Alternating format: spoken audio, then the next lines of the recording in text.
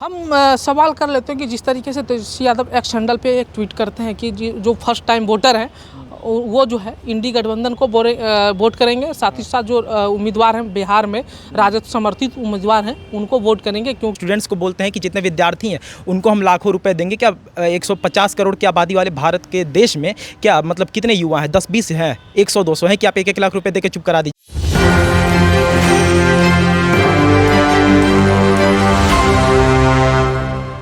नमस्कार, मेरा नाम प्रिंस मिश्रा है और आप एक न्यूज़ 24 देख रहे हैं। 1 जून को जो है 7वें चरण का मतदान होना है और हम खास तौर पे जो है आज हम बात करेंगे बिहार की राजनीति की, क्योंकि जिस तरीके से गर्मी काफ़ी तेज़ है उसी तरह से जो है राजनीति की जो गर्मी है वो काफ़ी चरम पे है। और ऐसे में जो 7वें चरण का जो मतदान होना है 1 जून को, उन चीज़ों को लेकर हम लोग विश्लेषण के तौर पे बात करेंगे। साथ ही साथ जानने का ये प्रयास कर रहे हैं कि क्या मतदाताओं का जो इच्छा है छठे चरण के बाद, क्या वो रुझान जो है इंडी गठबंधन की तरफ जो है ज़्यादा होगा या एनडीए जो है उनके तरफ ज़्यादा होगा। तमाम चीज़ों को लेकर कहीं ना कहीं तेजस्वी यादव जिस तरीके से कह रहे हैं कि इस बार जो है हम लोग जो है इंडी गठबंधन पूरे देश में 300 पार करेंगे, और वहीं अगर एनडीए की हम लोग बात कर लेते हैं तो वो कह रहे हैं कि हम लोग जो है 400 पार करेंगे। ऐसे में कहीं ना कहीं जिस तरीके से युवाओं में तेजस्वी यादव को लेकर काफ़ी जो है माहौल बना हुआ है, उनका जो फैन फॉलोइंग है वो काफ़ी तेज़ हो गया है। वहीं एक तरफ जो है एनडीए का जो है वो भी जो है अपने तरफ से जो शक्ति प्रदर्शन होता है वो भी करने में काफ़ी पीछे नहीं हट रहे हैं। ऐसे में हमारे साथ सहयोगी जुड़ेंगे नंदन मिश्रा, उनसे जानने का प्रयास करते हैं कि छठे चरण के बाद जो 7वां चरण का जो मतदान होना है 1 जून को, क्या उसमें युवा वर्ग के जो लोग हैं क्या तेजस्वी यादव को वोट करेंगे, इंडी गठबंधन को वोट करेंगे या एनडीए को वोट करेंगे। क्या लग रहा है कि नंदन, जिस तरीके से सातवां चरण 1 जून को है और छठा चरण मतदान हो चुका है और दोनों इंडी गठबंधन और एनडीए दोनों दावा कर रही है कि हम लोग छठे चरण तक जो है काफ़ी मजबूत स्थिति में है।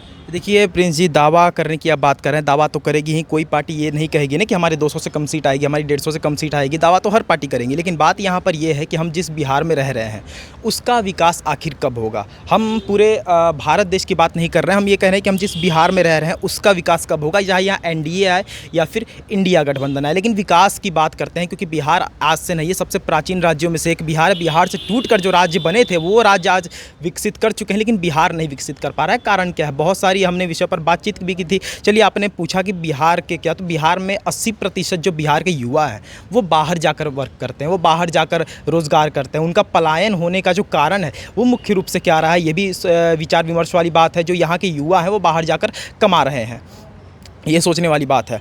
अब दूसरी बात लेकर चलते हैं। बिहार को हमने इससे पहले भी कहा था 3 चेहरों की वजह से जाना जाता है, कर्पूरी ठाकुर, लालू यादव और नीतीश कुमार। कर्पूरी ठाकुर ने बिहार को अनपढ़ बना दिया, लालू यादव ने बिहार को क्रिमिनल बना दिया और नीतीश कुमार ने बिहार को दारूबाज बना दिया। हम ऐसा इसलिए कह रहे हैं क्योंकि कुछ मुद्दे हैं। कर्पूरी ठाकुर ने जिस तरीके से इंग्लिश पर रोक लगाया, आज वही अंग्रेज़ी ऐसा विषय माना जाता है जहाँ पर बिहारी हमेशा कदम पीछे करते हुए दिखते हैं। लालू यादव का शासनकाल था, आप राजद में जाते भी आपको बेशक तरीके से पता होगा और लोग क्या क्या सोचते हैं उसके बारे में। और नीतीश कुमार का जो शासनकाल था, सुशासन बाबू नीतीश कुमार है, हम मानते हैं, क्योंकि नीतीश कुमार जिस तरीके से 2005 में आए बिहार में, उन्होंने बहुत कुछ बदला और क्राइम रेट्स कम किए। लेकिन जो उनकी शराबबंदी का जो फैसला था वो फैसला इसलिए सही नहीं लगता है क्योंकि शराबबंदी के फैसले के बाद से 8 साल हो चुके हैं। इस 8 साल में 5 करोड़ से ज़्यादा अवैध शराब पाए गए हैं, 3 लाख से ज़्यादा मौतें हुई हैं। तो इस पर कौन विचार करे, इस पर कौन ये विमर्श करे, भी बात है। लेकिन अगर हम बिहार की बात कर लेते हैं कि तेजस्वी यादव अपने रोजगार की बात कही तो कहीं ना कहीं तेजस्वी यादव कह रहे हैं कि 17 महीने का जो कार्यकाल उनका रहा है उन्होंने जो है 5 लाख नौकरी दी है। अगर हम पूरे भारत की बात कर लेते हैं तो उसमें 60-65 लाख 66 लाख जो नौकरियां दी है भारत सरकार। तो कहीं ना कहीं अगर तेजस्वी यादव की जिस तरीके से फैन फॉलोइंग हो रही है बिहार की, अगर हम खास तौर पर बात कर रहे हैं, तो कहीं ना कहीं क्या लगता है कि बिहार में इस बार जो है 40 का 40 सीट जो एनडीए दावा कर रही है, क्या उसमें से जो है कहीं ना कहीं जो तेजस्वी यादव कह रहे हैं कि उसको जो है एक भी सीट नहीं जीतने देंगे? दोनों का क्या मुकाबला रहेगा? देखिए प्रिंस जी, रोजगार का मुद्दा बहुत ही गहरा मुद्दा है, क्योंकि अगर आप युवाओं को ही भविष्य नहीं दीजिएगा तो फिर आप किस बेसिस पर युवाओं से वोट मांग रहे हैं। पूरे भारत की बात करें तो 48% युवा है, यानी कि आपके आधे से आधे, मतलब कह सकते हैं 50% के करीब युवा हैं। आप उन युवाओं के लिए क्या कर रहे हैं? नरेंद्र मोदी से भी हम बोलना चाहेंगे कि आप क्या स्कीम ला रहे हैं युवाओं के लिए। उनका हर वक्त रहता है कि रेलवे की बहाली तक नहीं निकली, प्राइवेटाइजेशन आप कर देते हैं, उनका भी कुछ एलिगेशन रहता है। खैर जो भी कुछ बात हो रेलवे का वो अलग मैटर है। तेजस्वी यादव की आपने बात की, तेजस्वी यादव से हम इतना पूछना चाहेंगे, उस समय हम भी पत्रकारिता कर रहे थे और गांधी मैदान में नियुक्ति पत्र जिस तरीके से बांटा जा रहा था, वहीं पर दूसरे गेट की तरफ से बीपीएससी के छात्र आए थे कि हमें एग्जामिनेशन हॉल में बैठने दीजिए और हमें रोज़गार दीजिए, हमें हमारी रोज़गार पर लात मत मारिए, ये उनका नारा था। और वहीं पर ये डिप्टी सीएम और सीएम उस समय के बिहार के नियुक्ति पत्र बांट रहे थे उत्तर प्रदेश के लोगों को बुलाकर। यानी कि ये हम पूछना चाहेंगे कि हमारे बिहार के लोग बेरोज़गार होकर मर जाएं, हमें फ़र्क नहीं पड़ता है, लेकिन हम यूपी के लोगों को बुलाकर नौकरियां देंगे। ये कुछ स्कीम समझ में नहीं आ रही। आप बेशक नौकरी दीजिए, आप यूपी को दीजिए, झारखंड को दीजिए, आप नौकरी बांटिए, जितना बांट सकते हैं उतना बांटिए, लेकिन बिहार के लोगों का क्या? आपके पिताजी ने चीनी मिल बंद करवा दिया, उसके पहले जो सरकार थी उसने सारे फैक्ट्रीज बंद करवा दिए, मतलब यहाँ से लोगों को पलायन करने पर मजबूर कर दिया। और जहाँ तक नरेंद्र मोदी की बात है तो वो रोज़गार के मामले में वो सरकार भी पीछे रही है। ऐसा नहीं है कि हम किसी का समर्थन कर रहे हैं, वो सरकार भी पीछे रही है। साफ तौर पर आप ये पूरा बायोडेटा उठाकर देख लीजिए, तो कुछ ऐसे मुद्दे रहे हैं।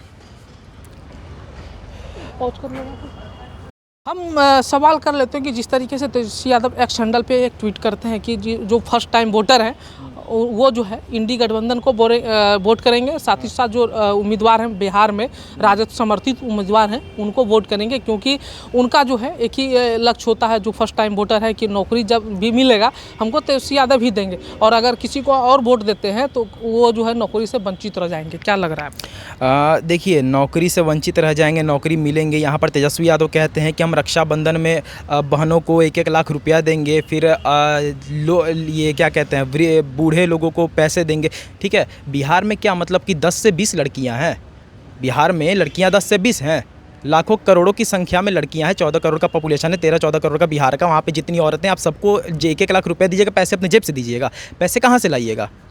सोचने वाली बात है कि नहीं? आप जो लोगों को 1-1 लाख रुपए देने की बात कर रहे हैं कि हम रक्षाबंधन में बहनों को देंगे, कहाँ से पैसे लाइएगा आप? भैया पैसे कहाँ से लाइएगा? ये भी तो राहुल गांधी भी इंडी गठबंधन में है ना, वो भी तो कहते नजर आते हैं ना कि हम सबको पैसे बंटवाएंगे। कहाँ से आप पैसे लाइएगा? आप स्टूडेंट्स को बोलते हैं कि जितने विद्यार्थी हैं उनको हम लाखों रुपए देंगे। क्या 150 करोड़ की आबादी वाले भारत के देश में क्या मतलब कितने युवा हैं? 10-20 हैं, 100-200 हैं कि आप 1-1 लाख रुपए देकर चुप करा दीजिएगा? पैसे लाइएगा कहाँ से भैया? आपके जेब से तो आप दीजिएगा नहीं, पहली बात है। और उसके बाद आप बात करिए कि रोज़गार की, तो हमने फिर कहा कि चाहे सरकार राजद की आए, चाहे सरकार कांग्रेस की आए, चाहे बीजेपी की आए, चाहे किसी की भी आए, लेकिन रोज़गार का बहुत बड़ा ऐसा मुद्दा है बिहार में कि यहाँ के लोग पलायन करके बाहर जाते हैं, वो वोट डालने भी नहीं आ सकते हैं। तो फिर आपका क्या मतलब राज्य है? आपके राज्य में रोज़गार तक नहीं है। और रोज़गार की बात अगर हम करते हैं, जैसे कि अगर नीतीश सरकार से हम कहते हैं कि आपने रोज़गार दिया कि नहीं दिया, तो नीतीश समर्थक कहते हैं कि अरे क्यों नहीं मिला, मरीन ड्राइव चल जाइए। अरे भाई, मरीन ड्राइव पर स्टॉल लगते हैं, हम मानते हैं, लेकिन वहाँ से स्टॉल हटाए भी जाते हैं। तो रोज़गार ऐसा नहीं होता है कि हर किसी को ठेला पकड़वा दीजिए। कुछ रोज़गार एजुकेशन के मुकाबले भी मिलता है, कुछ रोज़गार आपको खुद अर्न भी करना पड़ता है। तो रोज़गार असल मायने में वो होता है। हम सरकारी प्राइवेट की बात नहीं कर रहे हैं, हम एक ऐसा रोज़गार चाहते हैं जो रोज़गार आप, हाँ, सरकारी स्कूल को देख लीजिए। सरकारी स्कूल एक तरीके से कह सकते हैं नहीं, गवर्नमेंट स्कूल पर ज़्यादा ध्यान होना चाहिए अगर कंपेयर करें प्राइवेट से तो। लेकिन यहाँ पर आप सरकारी स्कूल की आपको अगर व्यवस्था देखनी है तो गाँव में जाकर देख लीजिए, ना कल चलेगा, ना टीचर्स दिखेंगे, ना बेंच दिखेगा, ना गेट दिखेगा। वहाँ के लड़कों को ये तक नहीं पता कि महात्मा गांधी कौन थे।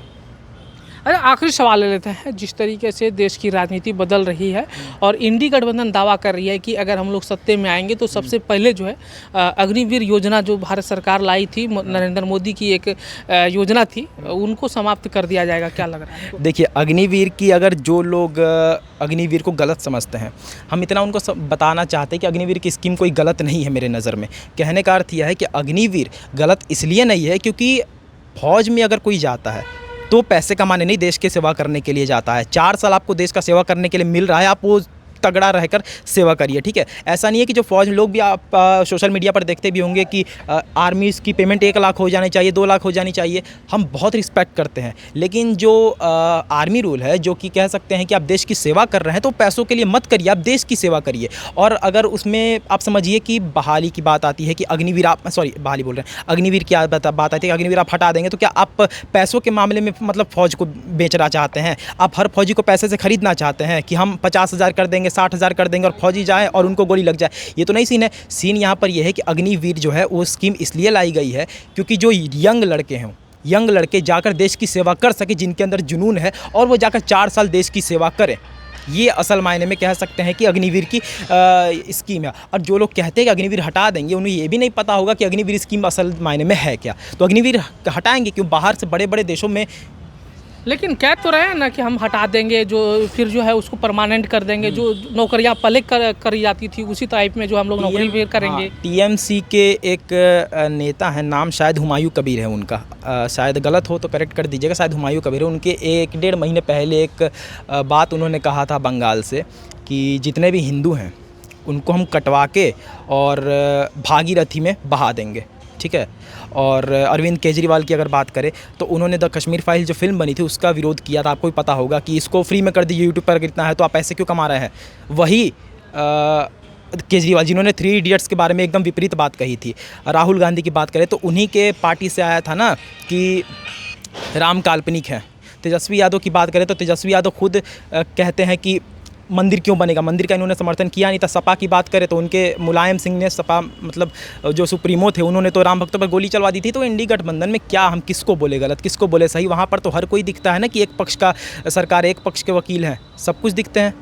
तो नरेंद्र मोदी से एक आखिरी बात हम कहेंगे, आप अगर कर रहे हैं तो, कि नॉर्मली जो हिंदू मुसलमान का दाग आप पे लगा है, बेशक आप काम कर रहे होंगे हिंदू के लिए या मुसलमान, हर कोई के लिए, लेकिन जो लोगों के मन में है कि हिंदू और मुसलमान नरेंद्र मोदी कर रहे हैं, उनको हटाकर कुछ एक काम आप ऐसे करिए जो हिंदू और मुसलमान दोनों के पक्ष में हो, ताकि हर कोई मिल कर सके। सेक्युलर देश है हमारा, सेक्युलरिज्म के तौर पर ही चलाइए उसको। फिलहाल इस वीडियो में इतना ही। आपकी क्या प्रतिक्रिया होगी कमेंट करके जरूर बताइए, क्योंकि जो है 1 जून को जो है मतदान होना है। हम आपसे आग्रह करते हैं, एक न्यूज़ 24 की टीम आपसे आग्रह करती है कि बढ़ चढ़कर हिस्सा लीजिए, मतदान करिए, प्रतिशत को बढ़ाइए, क्योंकि जिस तरीके से प्रतिशत कमी आ रही है उसमें जो है बढ़ोतरी लाइए। क्योंकि अगर बढ़ोतरी अगर आप करते हैं तो आपकी जो सत्ता है वो मजबूत होगी, आप किनको पसंद करते हैं, आपकी डेवलपमेंट में जो है इम्प्रूव होगा। क्योंकि जिस तरीके से देश एक मात्र चुनाव होता है, जो लोकसभा देश का जो अधिकार होता है, उस चुनाव में आप अपनी हिस्सेदारी को निभाएंगे। फिलहाल इस वीडियो में इतना ही। आपकी क्या प्रतिक्रिया होगी कमेंट करके जरूर बताइएगा। धन्यवाद।